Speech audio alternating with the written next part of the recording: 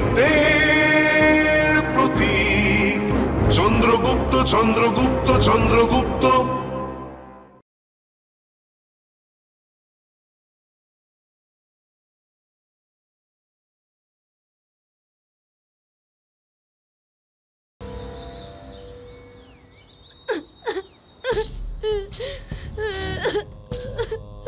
আরে এই ছিচকা দুনেকে কেউ চুপ করা। শশাঙ্ক, আরে ও একটু দুর্বল, প্রথমবার এরকম হতেই পারে। এটা ওর প্রথমবার, আমাদের শেষবার না হয়ে যায়। অম্বিক, তুই অত ভাবিস না, একটা উপায় আছে আমার কাছে। আমরা যদি ওকে ওখান থেকে... যখনই মুখ খোলো তখনই ভুলভাল কথাবার্তা বলো। অক্ষয় আমাদের বন্ধু, আমাদের সাথে থাকলে ওর ভালো সেটাও জানে, কিন্তু প্রধান আচার্যের কাছে আমরা কি বলবো? দুর্ঘটনা।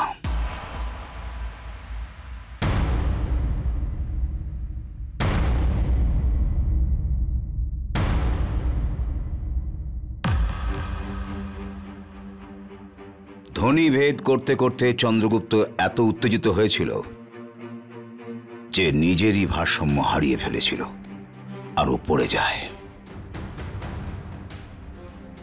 আপনার বুদ্ধির কোনো জবাব নেই আচার্যদেব। কিন্তু প্রধান আচার্য আমাদের কথা মানবেন কেন? কারণ এই দুর্ঘটনার আমরা সবাই প্রত্যক্ষদর্শী। আমার মনে হয় আমাদের ওখানে গিয়ে দেখা উচিত। হয়তো চন্দ্রগুপ্ত... এত ওপর থেকে পড়ে যাওয়ার পর কেউ বেঁচে থাকতে পারে না, যদি ওর ওপর দৈব কৃপা না থাকে।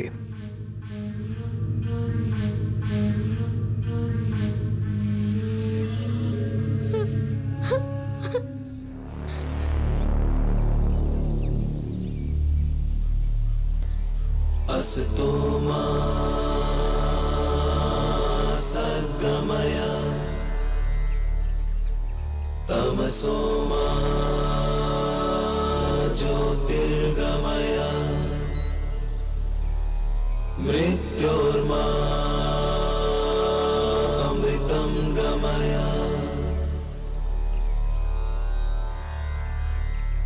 ॐ शान्ति शान्ति शान्ति।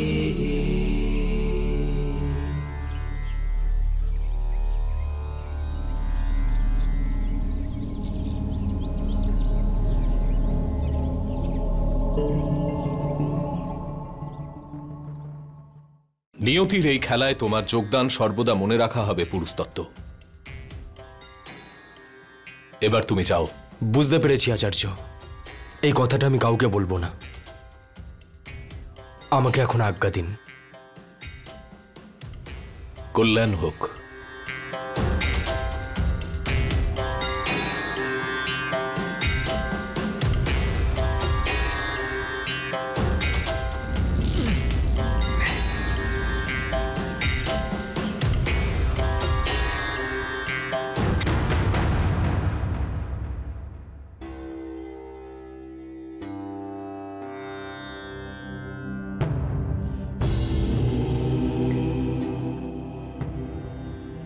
আচার্য,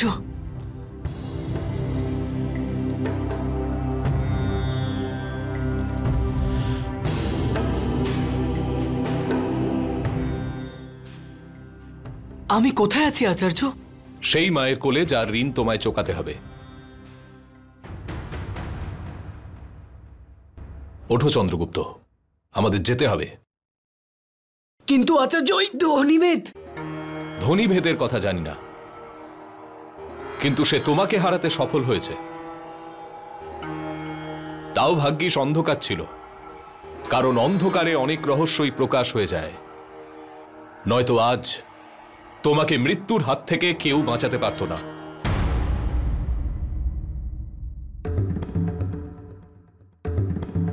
কিন্তু দুঃখের সাথে আমাকে এটা জানাতে হচ্ছে, যুদ্ধ এখানে হবে না। এসো আমার বীরেরা, এসো। ব্যাস একবার শুধুই ধ্বনিভেদ প্রশিক্ষণ হয়ে যাক, আর তারপর তুমি সোজা উপরে পৌঁছে যাবে।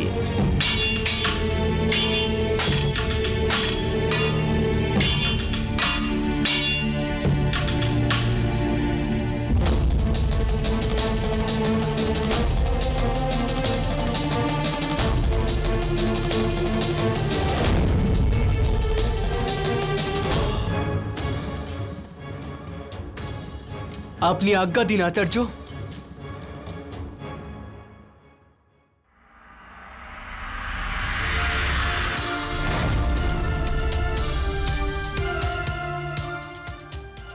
আজ ওই রাক্ষসের দলকে উচিত শিক্ষা দিয়ে তবেই ছাড়ব।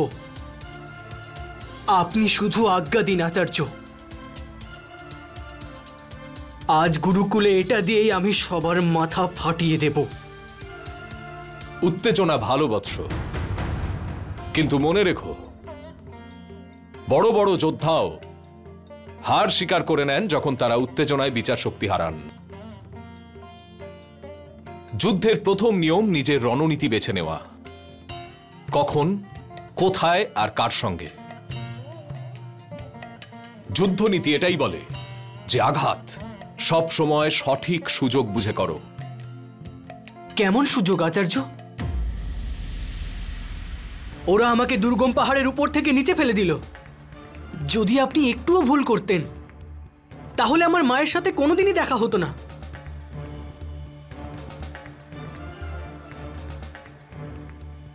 আমি মৃত্যুকে ভয় পাই না আচার্য। ভয় শুধু এটা নিয়েই, আমার মায়ের সাথে দেখা হওয়ার আগে আমার যাতে কিছু না হয়, কারণ আমার মা খুব কাঁদবে, খুব কষ্ট পাবে।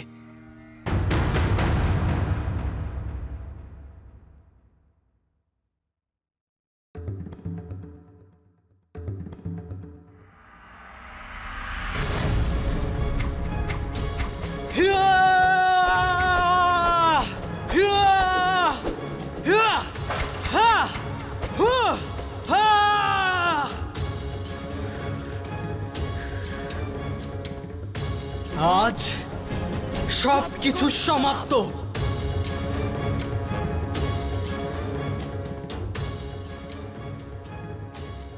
ভেবে দেখো চন্দ্রগুপ্ত,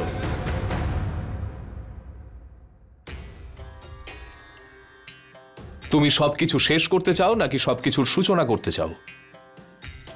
ভেবে দেখো তুমি অম্বিকের মতো তুচ্ছ শত্রুর সঙ্গে লড়ে নিজের গুণের অপব্যবহার করতে চাও নাকি আমার সঙ্গে গিয়ে নিজের দক্ষতাকে আরো উন্নত করতে চাও?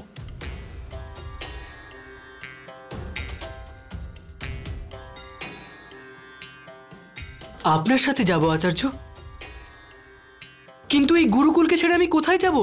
তোমায় গুরুকুল ছাড়তে হবে চন্দ্রগুপ্ত।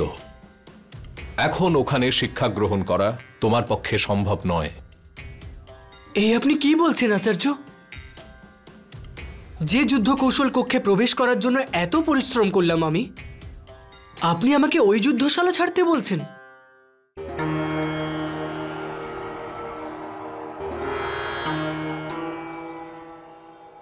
অন্য কোনো বিকল্প নেই। বিকল্প নেই? আচার্য, আপনি আমাকে পাটলিপুত্র থেকে গুরুকুলে এই কথা বলতে নিয়ে এসেছিলেন যে এটা ছেড়ে দেওয়া ছাড়া আমার কাছে আর কোনো বিকল্প নেই। কি করে আচার্য, কি করে পৌঁছবো আমি আমার লক্ষ্যে? আর কি করে আমি ধননন্দর থেকে প্রতিশোধ নেব আচার্য? কি করে? সর্বশ্রেষ্ঠ যোদ্ধা হয়ে।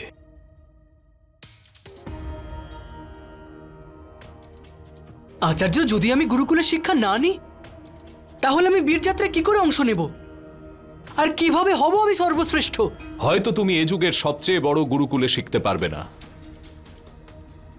কিন্তু এই যুগের সবচেয়ে বড় যোদ্ধাদের থেকে তো শিখতে পারবে। হ্যাঁ চন্দ্রগুপ্ত, এই যুগের সবচেয়ে বড় যোদ্ধা সেই 4 জন, যারা মাত্র 4 জনেই মগধের বিশাল সেনাবাহিনীকে প্রায় পরাস্ত করে দিয়েছিল।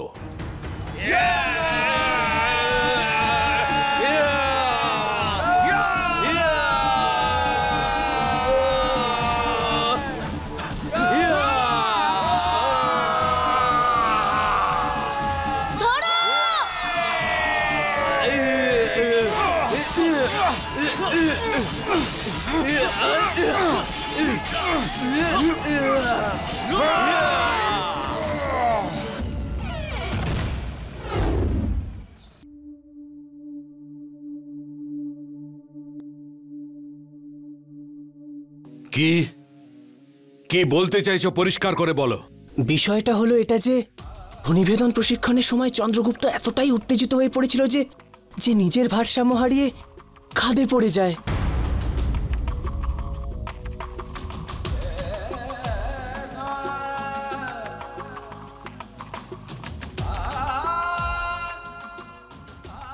এভাবে কি করে পড়ে গেল আচার্য শোকদেব?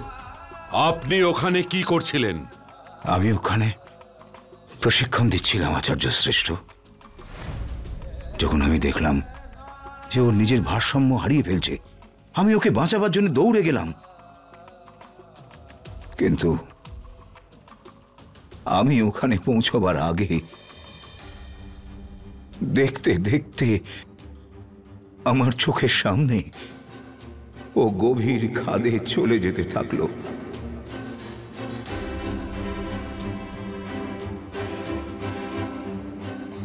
আমি ওর জন্য কিচ্ছু করতে পারলাম না।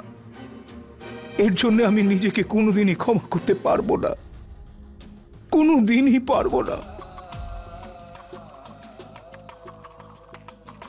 দুঃখের ভারে আমার হৃদয় ভেঙে যাচ্ছে আচার্য শ্রেষ্ঠ। আমি বলতে পারছি না। শশাঙ্ক, তুমি বলো। হ্যাঁ প্রধান আচার্য, আমরা ওকে সাবধান করার অনেকবার চেষ্টা করেছি, কিন্তু এতটাই উত্তেজিত ছিল যে আমাদের কথা হয়তো শুনতেই পাইনি।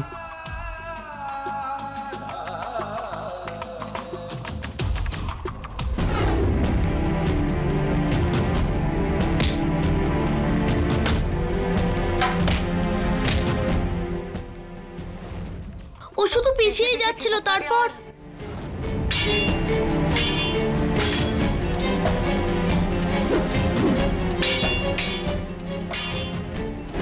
দেখতে দেখতে ওর পা পিছলে যায় আচার্য।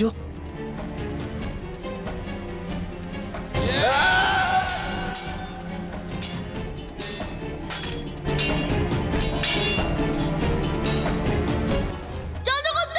চন্দ্রগুপ্ত! চন্দ্রগুপ্ত!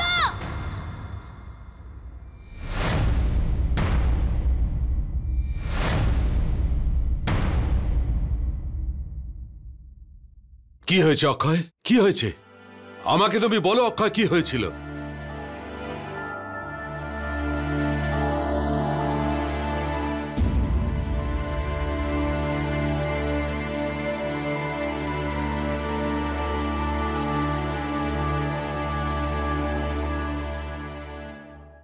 আচার্য শ্রেষ্ঠ, ও ছোট, ভয় পেয়ে গেছে।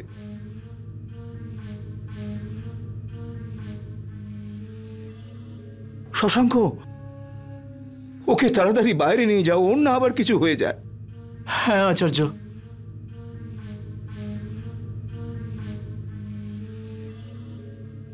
চল অক্ষয়।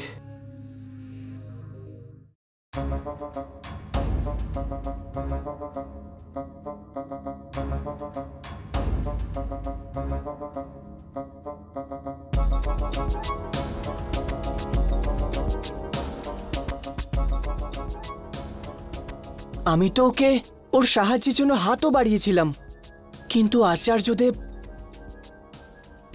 কিন্তু নিয়তিকে তো কেউ আটকাতে পারে না আচার্য শ্রেষ্ঠ। আমি কিচ্ছু শুনতে চাই না আচার্য সুখদেব। গুরুকুলে এরকম দুর্ঘটনা ঘটা অত্যন্ত দুর্ভাগ্যজনক, তাও আপনার উপস্থিতিতে। অনেকগুলো উত্তর আপনাকে দিতে হবে।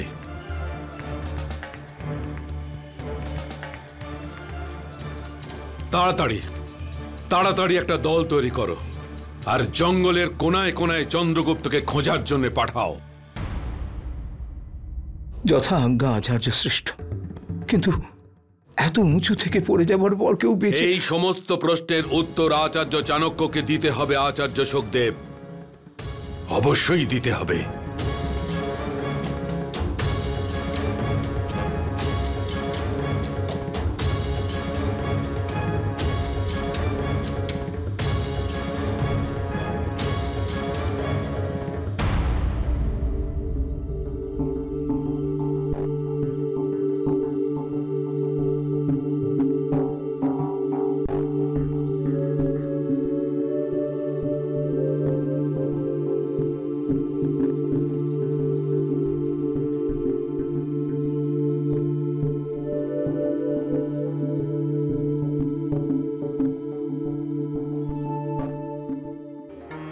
আচার্য, আপনি কি ক্লান্ত হয়ে পড়েন না? যারা ক্লান্ত হয় তাদের কোনো লক্ষ্য থাকে না।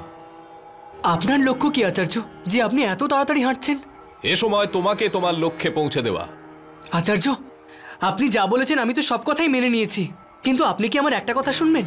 বলো। আপনি প্রতিজ্ঞা করুন আচার্য যে আপনি আমার কথা শুনবেন। ঠিক আছে আচার্য, আপনি যা বলবেন আমি তাই করব। আপনি শুধু আমার একটা কথা মেনে নিন। আমি চাই যে গুরুকুলে ফিরে আসার পর আপনি আমায় একটা দিনের জন্য ছুটি দিন, আর আমি যা করব তাতে আপনি আমায় আটকাবেন না। অর্থাৎ? অর্থাৎ এটা আচার্য, আমি ওই অম্বিকের হাড়গোড় ভেঙে দেব। যদি অম্বিকের থেকে তুমি তোমার প্রতিশোধ নিতে চাও তবে এতটা সক্ষম হও যে ওকে ওর খেলাতেই হারাও। ধ্বনিভেদ আর বীর যাত্রার পতাকা নিজের হাতে ওড়াও। সেটা তো আমি অবশ্যই করব আচার্য, কিন্তু তবু আমি আপনার কাছ থেকে একদিনে ছুটি চাইছি। আমি ওই অম্বিককে উচিত শিক্ষা এই জন্যই দিতে চাই কারণ ও আমার সাথে বন্ধুত্ব করে আমার সাথে বিশ্বাসঘাতকতা করেছে। কেবল একটা দিন।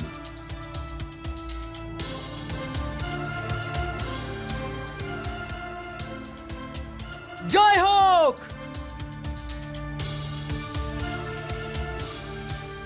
আচার্য, একটু সময় দিন।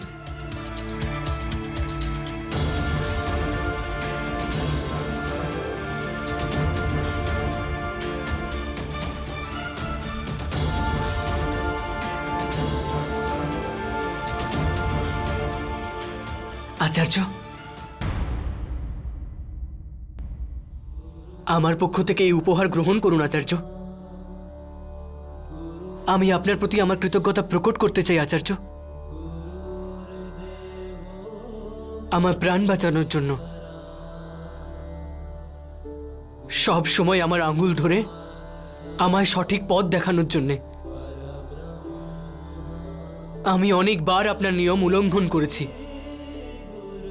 আপনার বিচারকে অসম্মান করেছি, কিন্তু আপনি প্রতিবার আমায় একজন অবোধ বালক ভেবে ক্ষমা করে দিয়েছেন। আজ এই মুরাপুত্র চন্দ্রগুপ্ত এই বিশ্বের সবথেকে বড় শিক্ষককে শত শত প্রণাম জানাচ্ছে।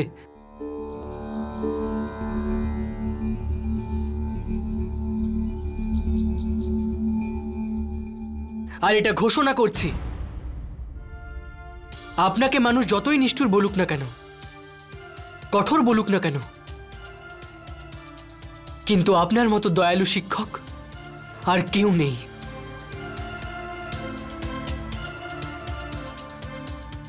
যদি আপনার স্থানে অন্য কেউ থাকতো তাহলে আমার মতো মূর্খের সঙ্গ অনেক আগেই ছেড়ে দিত,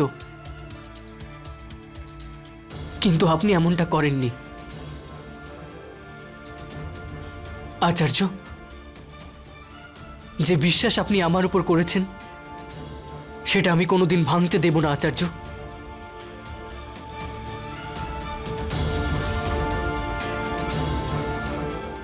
আমার পক্ষ থেকে এই উপহার গ্রহণ করুন।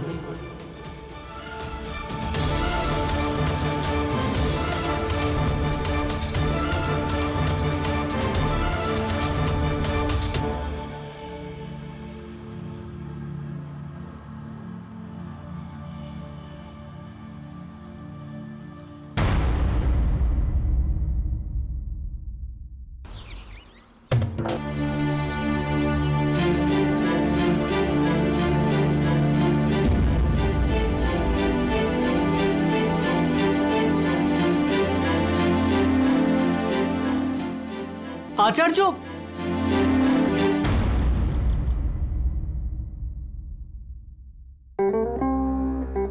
স্পষ্ট বোঝা যাচ্ছে ছলনা করা হয়েছে, কোনো অপরাধ লুকানো হচ্ছে। সেটা তো আচার্য সুখদেবের মুখ দেখে পরিষ্কার বোঝা যাচ্ছিল। দেখলি না, যখন প্রধান আচার্য অক্ষয়কে জিজ্ঞেস করলো কেমন ভাবে সবাই চুপ করে থাকলো। আমার মনে হয় চন্দ্রগুপ্তকে সাহায্য করা উচিত। আমারও। কিন্তু খোঁজার জন্য লোক তো বেরিয়ে গেছে, আমরা কি করব? এই ঘটনাটা আমাদের আচার্যকে জানাতে হবে। ওরা সবকিছু লুকানোর চেষ্টা করছে। কিন্তু কিভাবে? না, আমি কাউকে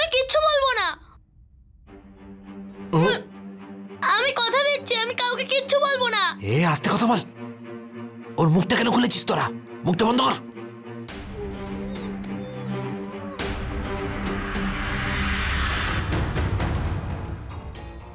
দেখ, তুই ভালো করে জানিস আমরা চন্দ্রগুপ্তের সাথে কি করেছি।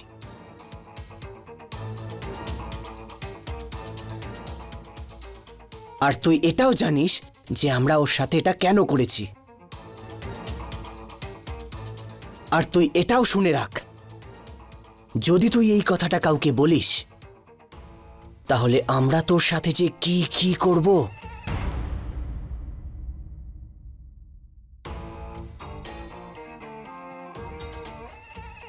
যেটা চন্দ্রগুপ্তের সাথে হয়েছে সেটা তোর সাথেও হতে পারে। তোরও মৃত্যু আমার হাতেই হতে পারে অক্ষয়।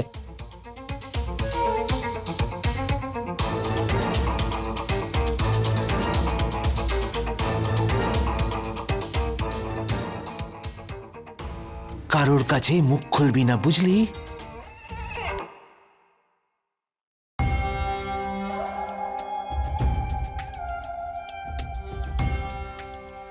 চল।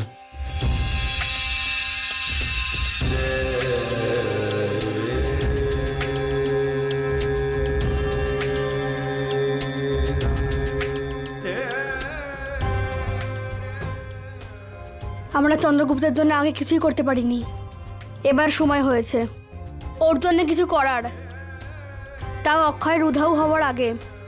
কিন্তু এই শয়তানটার কাছ থেকে অক্ষয়কে আমরা কি করে বাঁচাবো? সেটা তুই আমার উপর ছেড়ে দে।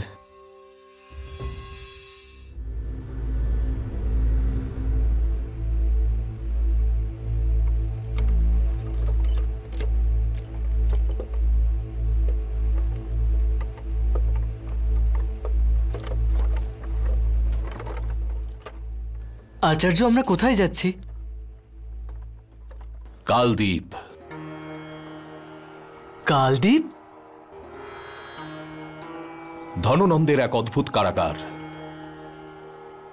যে বিদ্রোহীদের সে জনতার ভয় মারতে পারে না, তাদের সেই দ্বীপে মৃত্যুর জন্য ছেড়ে দেয়। কিন্তু আচার্য, আপনি কি করে জানেন যে ওই যোদ্ধারা জীবিত আছে কিনা? কারণ মৃত্যুও তাদের ভয় পায়।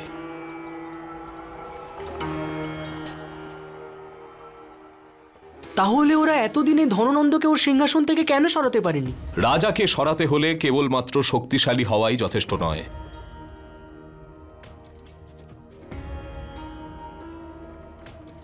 আচার্য, আপনি কি ওদের দেখেছেন? হ্যাঁ, অনেক বছর আগে। এরা চারজন ধননন্দের সেনাবাহিনীর একটি বিভাগের বীর সেনানী ছিলেন। যখন সেই বিভাগের লোকেদের বিদ্রোহী ঘোষণা করে বন্দী করা হলো, তখন এই চারজন মগধের সম্পূর্ণ সেনাবাহিনীকে আক্রমণ করল।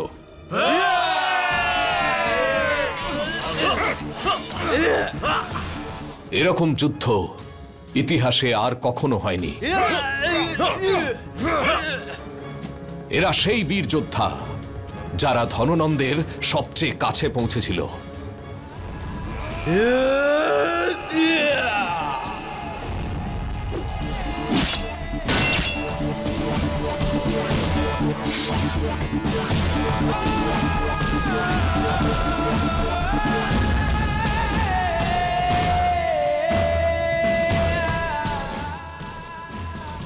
আদিধীরা,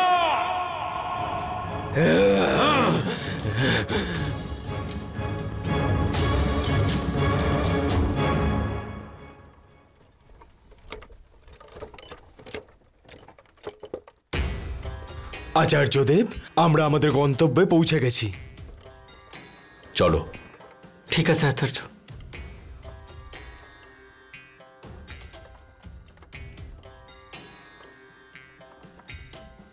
আপনার নৌকা পাড়ে দাঁড়িয়ে রয়েছে। ধন্যবাদ। আজ্ঞা দিন। কল্যাণ হোক।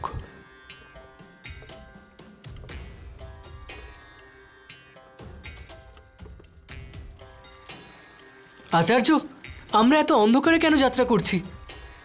যাতে আমাদের কেউ দেখতে না পায়।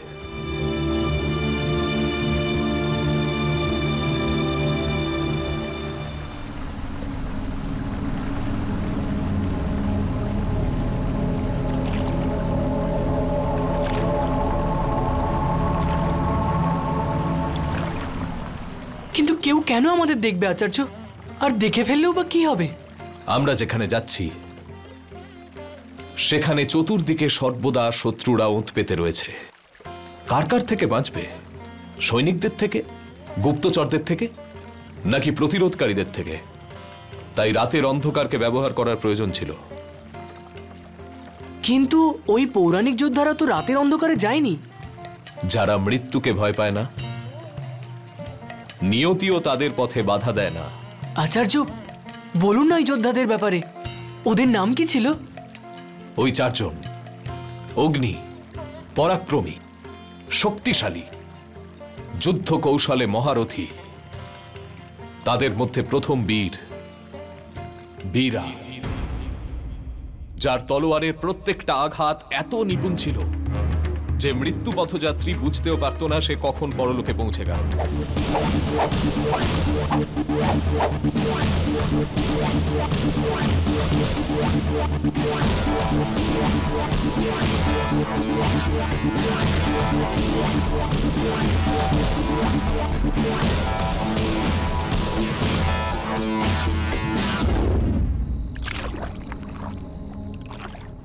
কথায় আছে তার আঘাত কখনো ব্যর্থ হয় না। আর দ্বিতীয়জন? দ্বিতীয় বীর शकरंद, যার বর্ষা একটি আঘাতেই দূর থেকে আসা রাজাদের বুক চিড়ে দিত।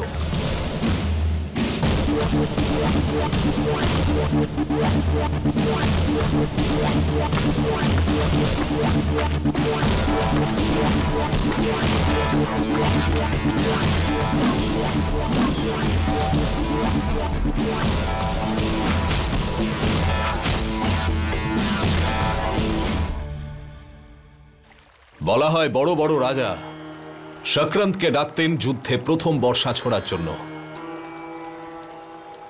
কারণ যুদ্ধে প্রথম বর্ষা অনেক বড় বড় শত্রুর সাহসও ভেঙে গুড়িয়ে দিতে পারে। বর্ষা ছোঁড়াও কি এক ধরনের শিল্প আচার্য? শুধু বর্ষা ছোড়াই নয়, সম্পূর্ণ শাস্ত্রবিদ্যাই একটা শিল্প। যুদ্ধনীতি, কারিগরি আর যুদ্ধ গৌরব, খিদে। সর্বশ্রেষ্ঠ যোদ্ধা সে যে নিজের এই খিদেটা কখনো মিটতে দেবে না।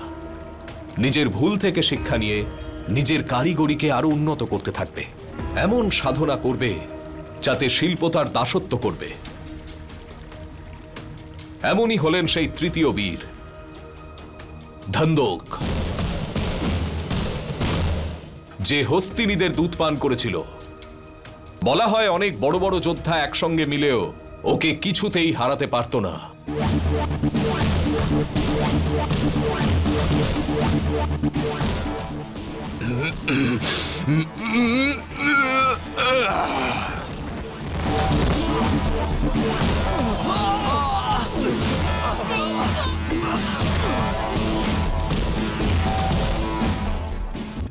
আর চতুর্থ জন আচার্য?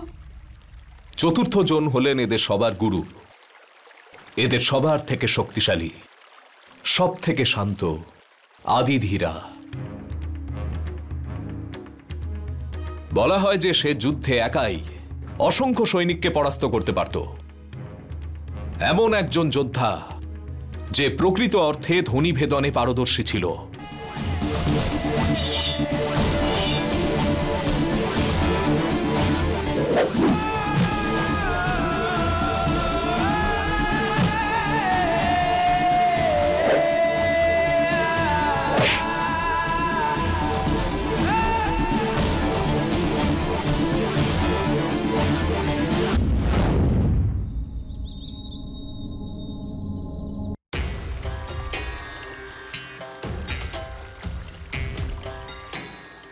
বলা হয় আদিধীরা এখনো কোনো যুদ্ধে হারেনি, শুধু ধননন্দকে মারতে পারেনি। কিন্তু আচার্য, ওর ওই কালদ্বীপ থেকে কেন চলে যাচ্ছে না?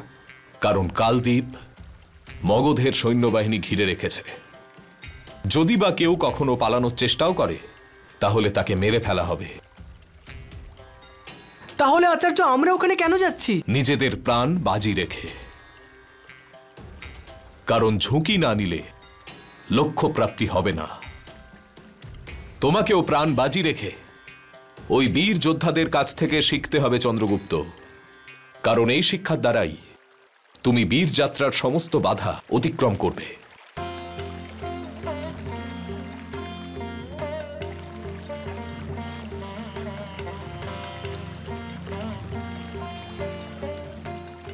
নাও, এটা জড়িয়ে নাও আর শুয়ে পড়ো। কিন্তু আচার্য, আমার ঘুম পাইনি। ঘুম না এলেও ঘুমানোর অভিনয় করো। শুয়ে পড়ো। ঠিক আছে আচার্য।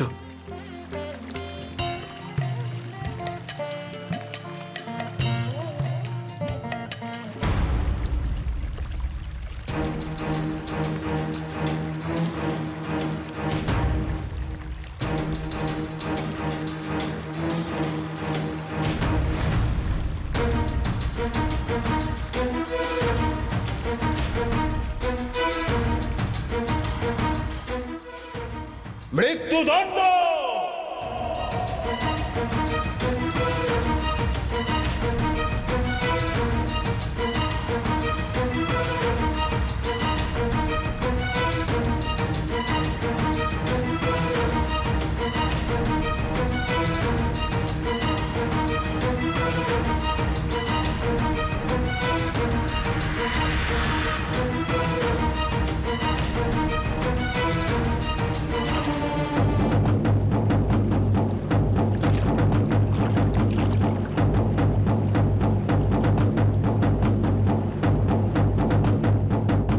তক্ষশিলার আচার্য চাণক্যকে কালদ্বীপে দেখা গেছে। অর্থাৎ আমরা যখন তার ওই শিশুটিকে রাজা বানানোর স্বপ্ন নষ্ট করে দিলাম, তখন সে বিদ্রোহী যোদ্ধাদের সঙ্গে হাত মেলাতে পৌঁছে গেল।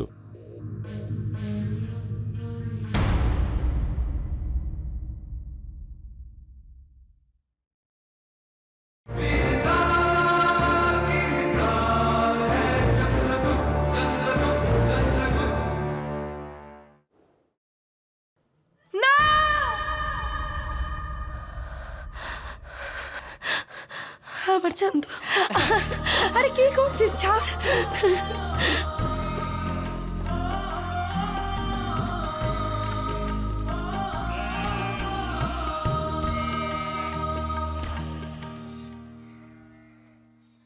ওই ছোট্ট একটা বালক আমাকে মগধপতি নরেশ ধননন্দকে সাবধান করে গেছিল, ওই বীজ অঙ্কুরিত হওয়ার আগেই পিষে দিয়েছি। নিজেকে সামলাও মুরা। আচ্ছা তো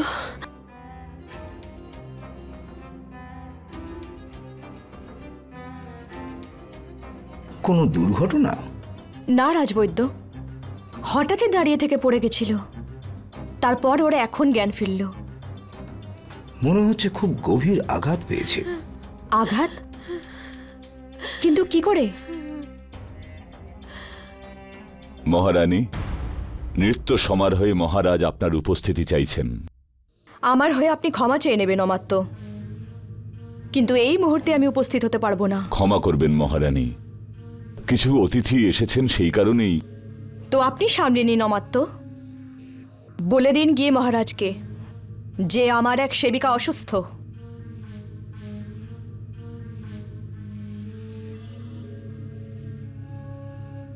যেমন আপনার আদেশ। একটা কথা বলার ছিল। এমন কি ঘটলো যে খানিকক্ষণ অপেক্ষা করা গেল না? তক্ষশিলার আচার্য চাণক্যকে কালদ্বীপে দেখা গেছে।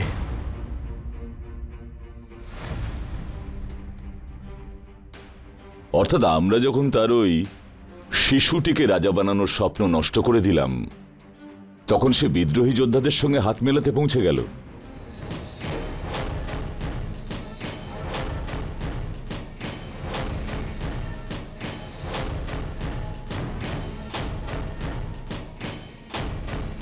তুমি যাও, আমি আসছি।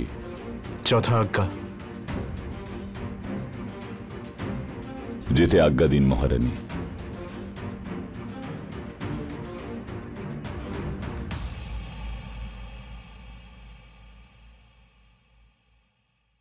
আপনি কি চান আচার্য? চন্দ্রগুপ্ত। এখনো এই হিরে সম্পূর্ণ নয়। আমি ওকে তক্ষশিলায় নিয়ে গিয়ে উজ্জ্বল করব। আমি নিজে করব ওর সমস্ত শিক্ষা দীক্ষার ব্যবস্থা, যাতে একদিন ও মগধের রাজসিংহাসনে বসতে পারে আর এখান থেকে সমস্ত ভারতকে এক অখণ্ড রাজ্যে বদলাতে পারে। আমি কোথাও যাব না। মা, এরা আমাকে এইভাবে কি করে নিয়ে যেতে পারে? মা, তুমি কিছু বলছো না কেন? বলো মা। মা, মা, এখন তোমার মা আর কিছু বলতে পারবেন না।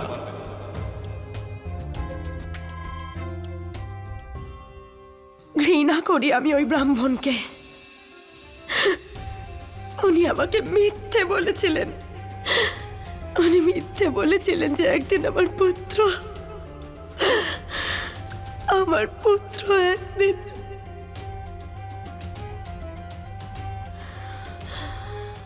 আরে মুড়া মুড়া, ওর হঠাৎ করে কি হলো রাজবৈদ্য? মনে হচ্ছে কোনো দুঃস্বপ্ন দেখেছে। ওকে এই ঔষধিটা খাইয়ে ঘুম পাড়িয়ে দিন, এছাড়া কোনো উপায় নেই।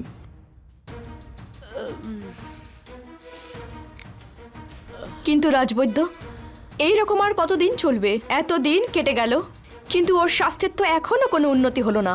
সময়ের সঙ্গে সঙ্গে মানুষ অনেক কিছু ভুলে যায়, কিন্তু ওকে ওর মনের কষ্টটা ব্যক্ত করতেই হবে, না হলে।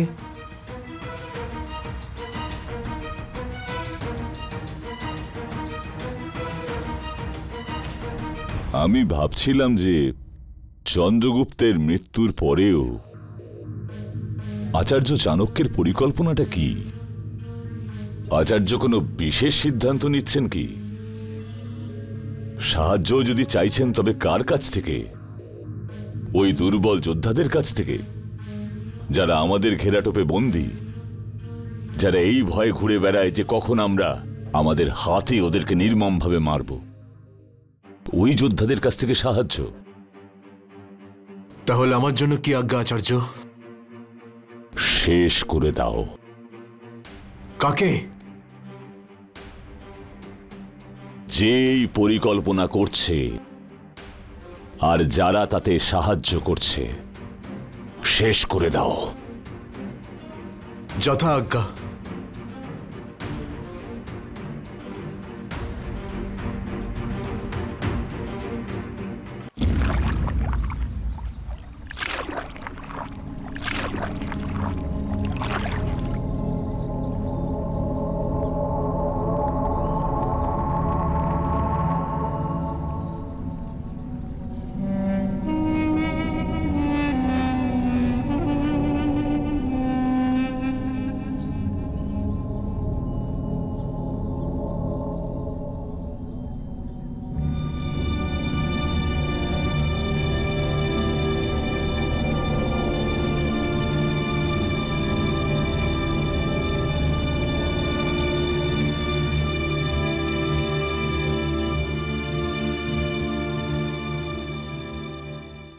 কোথায় দেখা পাবো ওই পরাক্রমী যোদ্ধাদের আচার্য?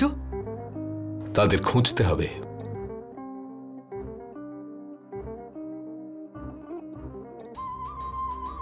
দেখুন না আচার্য, এত বড় যোদ্ধাদের এরকম ভয়ঙ্কর জঙ্গলে মরার জন্য রেখে দিয়েছে ও। মগধের বাসিন্দাদের ধননন্দের মতো নিষ্ঠুর রাজার হাত থেকে মুক্তি দিতে হবে আচার্য।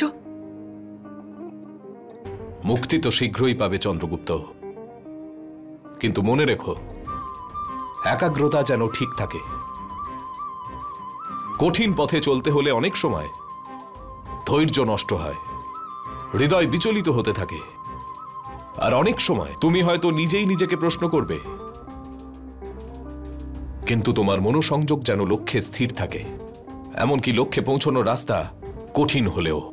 এই সময় আমার লক্ষ্য শুধুমাত্র ধননন্দকে মেরে ফেলা আচার্য। এই সময় তোমার লক্ষ্য কেবল একজন সক্ষম যোদ্ধা হয়ে বীর যাত্রায় যাওয়া।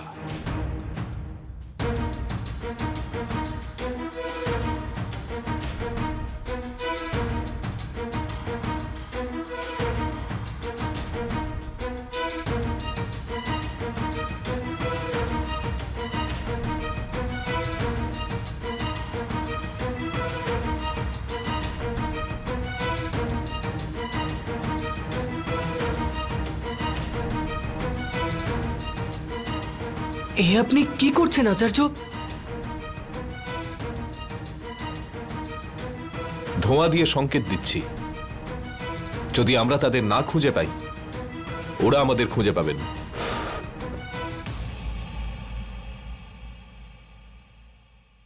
আমার আরো কাঠ চাই চন্দ্রগুপ্ত। আমি নিয়ে আসছি আচার্য।